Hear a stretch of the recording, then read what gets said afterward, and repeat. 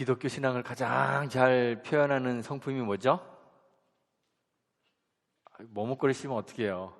사랑입니다. 예. 하나님 사랑이시기 때문에 사랑은 신자가 해야 하는 가져야 하는 가장 중요한 성품입니다. 신자 역시 사랑이어야 합니다. 요한 사도가 요한일서 4장 7절부터 8절에 보니까 사랑하는 자들아 우리가 서로 사랑하자. 사랑은 하나님께 속한 것이니 사랑하는 자마다 하나님께로 나서 하나님을 알고 사랑하지 아니하는 자는 하나님을 알지 못하나니 이는 하나님은 사랑이심이니라. 이렇게 이야기했습니다. 사랑이 아니고는 신자가 하나님께 속한 자임을 증명할 수 있는 방법이 없습니다. 그래서 바울의 글을 보면 로마서 8장 28절에 부르심을 입은 사람들을 뭐라고 부르냐면 하나님을 사랑하는 자, 곧 그 뜻대로 부르심을 입은 자. 그러니까 부르심을 입은 자들과 그 하나님을 사랑하는 자가 동의어로 같은 의미의 단어로 그렇게 사용되었습니다. 사랑은 신자의 정체성입니다. 그런데 성경에서 말하는 이 사랑이 세상이 말하는 사랑과 똑같을까요? 그렇지 않습니다. 세상이 생각하는 사랑과 같지 않습니다. 성경은 하나님이 사랑이시다 이렇게 이야기합니다. 하나님이 사랑이시기 때문에 세상의 사랑은 하나님 사랑을 흉내내는 또는 하나님의 그 사랑의 성품의 일부분을 이렇게 공유하는 그러한 속성에 불과합니다. 세상이 생각하는 사랑에 대한 정의를 가지고 하나님의 사랑을 평가하고 판단할 수 있을까요? 없을까요? 없습니다. 왜냐하면 하나님이 사랑이시기 때문에 그렇습니다. 세상의 방식으로 사랑한다고 해서 그것이 하나님을 사랑하는 올바른 방식이다 또는 하나님을 사랑하는 것이다 이렇게 말할 수는 없습니다. 하나님 사랑은 감상도 아니고 기호, 내가 좋아하는 것 뭐 이런 것도 아닙니다. 그러면 하나님 사랑을 우리가 어떻게 알 수 있을까요? 우리가 하나님 사랑하는 것을 어떻게 알 수 있을까요? 하나님 사랑하는 것을 알 수 있는 방법은 한 가지밖에 없습니다. 요한 1서 2장 5절에 보면 누구든지 그의 말씀을 지키는 자는 하나님의 사랑이 참으로 그 속에서 온전케 되었나니 이로써 우리가 저 안에 있는 줄을 아노라 그랬습니다. 말씀을 지키는 거, 하나님의 계명을 지키는 거, 다시 말해서 순종하는 것을 통해서 우리 안에 사랑이 있음을 또 우리가 하나님 안에 있음을 증거할 수 있는 거예요. 확인할 수 있는 거예요. 바울이 예수님이 어떤 분이신지 그를 찬양하는 시를 썼습니다. 빌립보서 2장에 나오는데 그런데 그 시를 찬양하는 시를 쓰면서 그의 삶과 성품을 순종으로 요약을 했습니다. 빌립보서 2장 6절부터 보면 그는 근본 하나님의 본체시나 하나님과 동등됨을 취할 것으로 여기지 아니하시고 오히려 자기를 비어 종의 형체를 가져 사람들과 같이 되셨고 사람의 모양으로 나타나셨음에 자기를 낮추시고 죽기까지 복종하셨으니 곧 십자가에 죽으심이라 이렇게 얘기했습니다. 죽기까지 복종하신 우리 예수님의 그 철저한 순종이 예수님의 삶의 요약이라는 말입니다. 순종이 사랑입니다. 순종이 사랑이기 때문에 주님이 제자들에게 요한복음 14장 21절에서 나의 계명을 가지고 지키는 자라야 나를 사랑하는 자니 나를 사랑하는 자는 내 아버지께 사랑을 받을 것이요 나도 그를 사랑하여 그에게 나를 나타내리라 그랬습니다. 주님의 말씀을 가지고 주님의 계명을 가지고 지키는 자가 주님을 사랑하는 자입니다. 그런 사람에게, 주님의 계명을 지키는 자에게 주님도 그를 사랑하여서 그에게 주님을 나타내시겠다 그랬습니다. 순종은 모든 신앙인들의 가장 중요한 덕목입니다. 아브라함도 하나님의 부르심이 있을 때 순종했습니다. 순종하지 않고는 하나님의 사람이다 이야기할 수가 없어요. 본토 친척 아비집을 떠나서 하나님께서 지시하는 땅으로 가라는 그 하나님의 명령을 들었을 때 아브라함은 갈 바를 알지 못한 채 길을 나섰다고 성경이 기록하고 있습니다. 100세가 되어서 낳은 사랑하는 독자 이삭을 번제로 드리라는 그 하나님의 명령을 들었을 때 아브라함은 모든 판단들, 도덕적 판단도 종교적 판단도 다 중지하고 그 하나님의 명령에 순종했죠. 다윗도 순종의 사람이었습니다. 다윗은 하나님께 그의 순종으로 인정받았던 사람입니다. 하나님께서 솔로몬에게 말씀하셨죠. 열왕기상 9장 4절에 내가 만일 내 아비 다윗의 행함 같이 마음을 온전히 하고 바르게 하여 내 앞에서 행하며 내가 내게 명한 대로 온갖 것을 순종하여 나의 법도와 율례를 지키면, 이렇게 얘기했습니다. 그 하나님께서 솔로몬에게 순종을 요구하면서 그 순종의 모본으로, 본으로 다윗의 이름을 거명하시는 거예요. 거론하신 거예요. 사무엘도 그랬습니다. 불순종해서 하나님의 명령을 어기고 아말렉을 진멸할 때 그 아말렉의 왕이었던 아각과 또 소의 가장 좋은 것, 양의 가장 좋은 것, 또 기름진 것, 어린 양 모두 좋은 것 그냥 다 남겨두었던 사울 왕에게, 그리고 사울 왕이 핑계를 대죠. 여호와 하나님께 제사를 드리려고 이거 남겨놨다. 그런데 그 사울 왕에게 사무엘상 15장 22절에서 사무엘이 이야기하죠. 순종이 제사보다 낫고 듣는 것이 수양의 기름보다 낫습니다. 이야기했습니다. 율법이 정해놓은 그 속죄를 위한 제사의 형식보다 순종이 더욱더 중요하다는 말이에요. 순종이 신앙의 핵심입니다. 순종이 신자의 신앙과 삶의 양식입니다. 하나님 신앙은 종교적 체계가 아닙니다. 어떻게 해야 구원을 얻을 수 있는지 그 구원에 대한 조건을 알려주고 그 구원을 얻기 위해서 그 조건을 충족시키는 삶을 살도록 요구하는 것, 그것이 우리 하나님 신앙이 아닙니다. 종교적 삶을 사는 것이 하나님 신앙이 아닙니다. 하나님 신앙은 관계를 회복하는 것입니다. 하나님과의 그 본래의 관계, 창조주와 피조물의 그 본래의 관계 안에 머물도록 하는 것이, 머물러 있는 것이, 그것이 신앙이고 그것이 신자의 삶의 본질입니다. 이스라엘 백성이 무려 40년을 광야에서 보냈죠. 40년 광야 생활 동안 이스라엘 백성들은 엄청나게 많은 일들을 경험했습니다. 애굽에서 출애굽하여 나올 때부터 애굽에 내려진 10가지 재앙을 보았습니다. 홍해를 가르고 바닷길을 마른 땅같이 건넜습니다. 그 동일한 바닷속에 애굽의 말과 병거를 수장시키는 그 하나님의 능력을 경험했습니다. 광야에서는 만나와 메추라기를 먹었습니다. 아침이 되면 그 이슬같이 내려진 그 만나를 먹었죠. 그래서 너무 맛있고 도대체 이게 뭔지 몰라서 이게 뭐야? 이렇게 물어보다가 그게 이름이 되었습니다. 그래서 만나의 뜻은 이게 뭐야? 이러라고 그래요.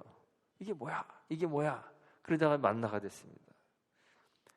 하늘에서 떨어지는 고기를 먹었어요. 메추라기를 먹었습니다.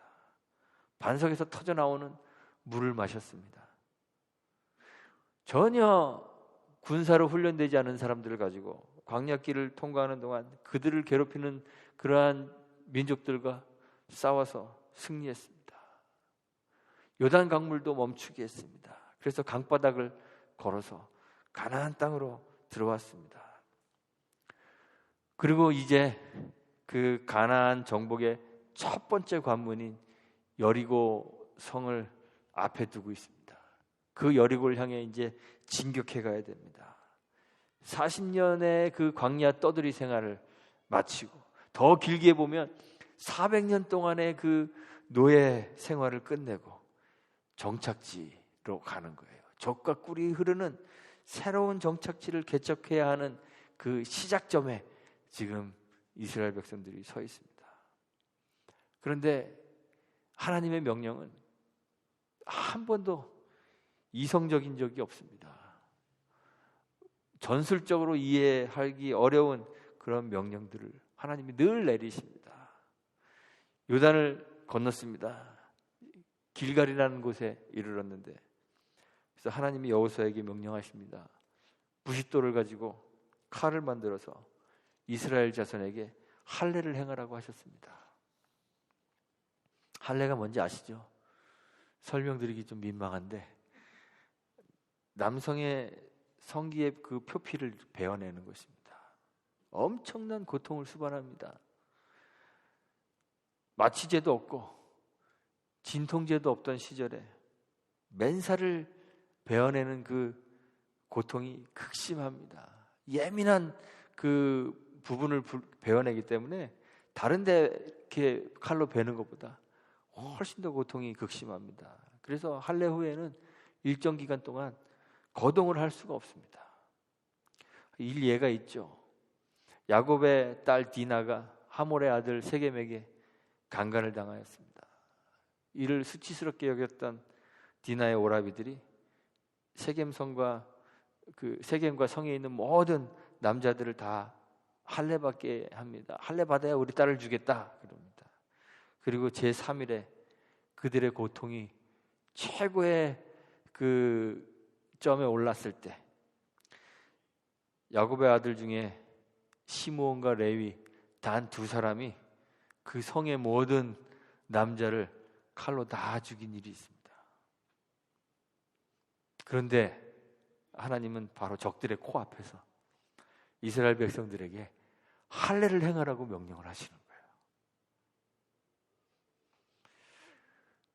그런데 여호수아와 이스라엘 백성이 이런 하나님의 명령을 듣고 순종합니다. 길갈에서 할례를 행합니다.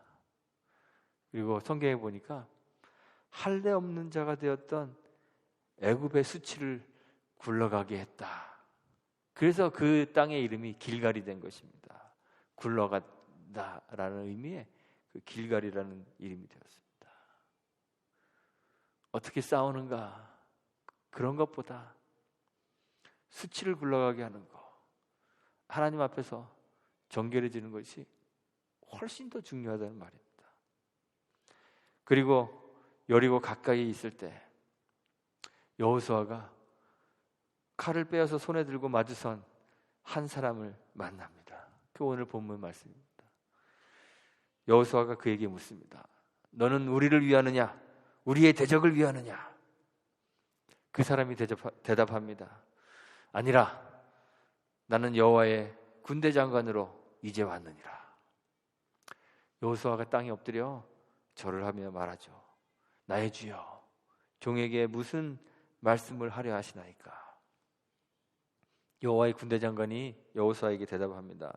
내 발에서 신을 벗으라. 내가 선 곳은 거룩하니라. 그리고 성경 기자가 여호수아가 그대로 행하니라 이렇게 기록하고 이 에피소드를 끝냅니다. 나의 주여, 종에게 무슨 말씀을 하려 하시나이까? 여호수아가 이렇게 물었는데 신발을 벗으라는 말 외에 무슨 이야기를 했는지 더 이상 성경이 기록하고 있지 않아요. 여리고로 진격하기 위해서 어떤 작전 명령을 내리셨는지, 하나님이 여호수아에게 무엇을 요구하셨는지 그 내용이 기록되어 있지 않습니다. 그냥 내 신발을 벗으라, 내가 선 곳은 거룩하니라, 이 말로 그냥 에피소드가 끝나버립니다. 그런데 성경을 자세히 읽어보면 사실 뒷이야기가 중요한 것이 아니라는 것을 알게 됩니다. 이 에피소드가 말하고 싶은 것은 이제 앞으로 치러야 될 전쟁을 이스라엘이 어떠한 전략과 전술로 치러야 하는지 그런 거 알려주는 데 있지 않습니다. 이 에피소드가 우리에게 알려주고 싶은 것은 이 전쟁이 누구의 것인가 하는 거예요. 전쟁의 주체가 누구인가 그것을 알려주고 싶었던 것이죠. 칼을 빼들고 서 있는 한 사람을 만났을 때 여호수아가 물었죠. 너는 우리를 위하느냐 아니면 우리의 대적을 위하느냐, 나를 돕는 자인지 아니면 나를 대적하는 자인지 묻는 물음입니다. 그런데 그 사람이 둘 다 아니다 이렇게 이야기합니다. 아니다 대답합니다. 나는 여호와의 군대 장관으로 이제 왔다 이렇게 대답합니다. 그는 여호와의 군대 장관은 여호수아와 이스라엘 백성들이 싸우고 있는 그 싸움을 돕기 위해서 온 존재가 아닙니다. 이 싸움은 여호와의 싸움이기 때문에 하나님이 여호수아의 편이 돼서 싸우시는 것이 아니라 여호수아가 하나님 편에 서 있어야 하는 거예요. 우리가 늘 착각하는 것이 있습니다. 우리의 삶과 신앙이 우리 것이라고 생각하는 거예요. 내가 나의 삶을 살고 나의 신앙을 신앙하고 있다고 그렇게 생각하는 거예요. 내가 내 삶의 목표를 정해놓고 그 신앙의 목표도 정해놓고 그것을 위해서 살아갑니다. 열심히 살아갑니다. 설정해 놓은 삶의 목표를 이루기 위해 분주하게 뛰어다닙니다. 그리고 하나님을 신앙하면서 하나님에게 늘 요청해요. 하나님, 내 삶을 도와주옵소서. 시편에 나오는 그 많은 시편의 기자들이 노래했던 거 있잖아요. 주는 나의 도움이 되셨습니다. 이 시편의 말씀을 반복하고 되새기며 하나님이 나를 돕는 조력자가 되어주기를 바라는 거죠. 그래서 우리가 늘 하나님께 물어요. 하나님, 당신은 나를 위하는 분이십니까? 아니면 나를 대적하는 존재입니까? 하나님, 당신은 내 편입니까? 아니면 내 대적입니까? 이렇게 하나님에게 우리가 늘 물어요. 그런데 그것은 우리의 착각입니다. 대단한 착각입니다. 하나님이 우리의 편이 되어주시는 것이 아니라 우리가 하나님 편에 서야 되는 거예요. 하나님에게 내 편입니까? 저 편입니까? 물을 것이 아니라 내가 하나님 편에 서 있어야 되는 것이죠. 늘 승리하는 비결이 뭘까요? 내가 내 삶을 살면서 하나님 승리할 수 있게 도와주세요 이렇게 외치며 사는 것이 아니라 내가 하나님 편에 서 있는 것입니다. 내가 지금 어디에 서 있는지, 내가 가지고 있는 내 삶, 내가 정해놓은 삶의 목표, 내가 설정해놓은 삶의 방향이 하나님 뜻 안에 있는지 아니면 진짜 순전히 내 뜻인지 늘 살펴보면서 하나님과 그 하나님 뜻 안에 머물러 있는 것이 승리하는 삶을 가지는 유일한 비결인 거예요. 그것 자체가 승리인 거죠. 여호와의 군대 장관이 여호수아에게 내 발에서 신을 벗으라 그랬습니다. 신을 벗으라는 것은 신을 신고 막 여러 군데 돌아다니기 때문에 어떤 경우에는 뭐 더러운 것도 밟고 개 똥도 밟고 막 그러고 다니니까 신은 더러운 것이다. 이 더러운 것을 상징하는 것일 수도 있습니다. 그래서 더러운 것들을 제하여 버리고 정결해져라 이렇게 해석할 수도 있습니다. 그런데 사실 이런 해석은 본문과는 좀 어울리지 않아요. 고대 사회에서 신발은 그 사람의 신분을 나타내는 것이었습니다. 계급과 신분이 신고 있는 신발의 차이로 드러납니다. 뭐 요즘도 그렇잖아요. 아주 비싼 신발을 신는 것과 제가 국민학교 다닐 때만 해도 운동화 신고 다니는 애들이 별로 없었고 고무신도 신고 다니고 그랬습니다. 그래서 고무신도 하얀 고무신 신고 다니는 애들이 있고 검정 고무신 신고 다니는 애들이 있고 제가 좀 시골에서 살아서 그랬나 봐요. 그래서 검정 고무신 신고 다니는 애들이 제일 못 사는 애들이고요. 하얀 고무신 신고 다니는 애들은 조금 사는 애들이고, 운동화 신고 다니는 애들은 좀 사는 집안이고 그랬죠. 신발이라는 것이 계급과 신분의 차이를 나타내 줍니다. 왕의 신발이 다르고 신하의 신발이 다릅니다. 귀족의 신발이 다르고 평민의 신발이 다릅니다. 재질도 다르고 모양도 다르죠. 그런데 고대에는요, 신발이 너무 귀해서 누구나 다 신발을 신을 수 있었던 것이 아닙니다. 지배계급은 당연히 신발을 신겠지만 노예들은 신발을 신을 수가 없었습니다. 그래서 문화적으로 보면 신발에는 자유를 가리키는 그런 상징성이 있습니다. 내 발에서 신을 벗으라는 것은 자유를 벗어버리라는 의미로 이해될 수 있습니다. 신을 벗어버림으로 여호수아는 자유인이 아니라 노예임을 인정하는 것입니다. 여호와께서 이스라엘의 싸움을 대신 싸워주시는 용병으로 이 전쟁에 참여하는 것이 아니라 이스라엘이 여호와의 종이고 노예라는 사실을 인정하도록 지금 요구하고 있는 것입니다. 그리고 성경에 기록되기를 여호수아가 그대로 행하니라. 자기의 발에서 신을 벗고 여호와의 종임을, 주님 여호와의 노예임을 자청하는 것이죠. 이 싸움이 여호수아와 이스라엘이 주체가 되어서 싸우는 그러한 싸움이 아니기 때문에 이스라엘이 얼마나 잘 준비된 군대를 가지고 있는지, 아니면 얼마나 강력한 무기를 갖추고 있는지, 여호수아의 그 전략과 전술이 얼마나 훌륭한지, 이런 것들은 전혀 문제가 되는 거 아니에요. 이스라엘의 능력과 상관없이 누가 이 전쟁을 수행하시나요? 하나님이 자기의 전쟁을 수행하실 것이기 때문에 이스라엘 백성들이 해야 되는 것은 그저 하나님의 말씀에 순종하는 거예요. 순종하기만 하면 하나님이 싸우실 것이므로 승리를 쟁취할 것.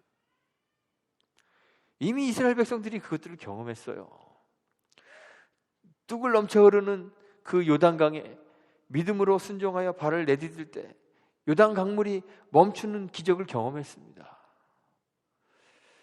길갈에서 잔뜩 긴장하고 막 준비하고 있는 그 적군 앞에서, 그 적군의 코앞에서 양피를 베어내는 할례를 행하라는 하나님의 명령에 순종했습니다. 그런데 하나님은 그들이 그 고통 가운데 신음하고 있는 동안에도 그 누구도 그들을 침략하지 못하도록 하나님이 보호해 주셨어요. 그리고 드디어 여리고를 점령하기 위해 진군할 때 이스라엘은 또다시 상식에도 어긋나고 경험에도 어긋나는 하나님의 명령을 들어요. 무장하지 않은 이스라엘 백성들에게 성 주위를 돌라고 하십니다. 잘 준비된, 방비된 견고한 그 성벽 위에서 이렇게 내려다보면 무방비 상태로 행진하고 있는 상대들이 보이잖아요. 상대를 향하여 돌을 던지거나 뜨거운 물을 갖다 붓거나 화살과 활로 공격한다면 엄청난 타격을 받을 수밖에 없습니다. 물론 성경의 후대의 일이긴 하지만 밧세바의 남편이었던 우리아가 성 가까이에서 싸우다가 죽었잖아요. 어떻게 죽었는지 아시나요? 성 위에 있는 사람들이 화살을 쏴서 화살에 맞아 죽었습니다. 사사기에 보면 기드온의 아들인 아비멜렉도 성 가까이에 갔다가 성 위에서 여인 하나가 던진 맷돌 윗짝에 맞아서 죽습니다.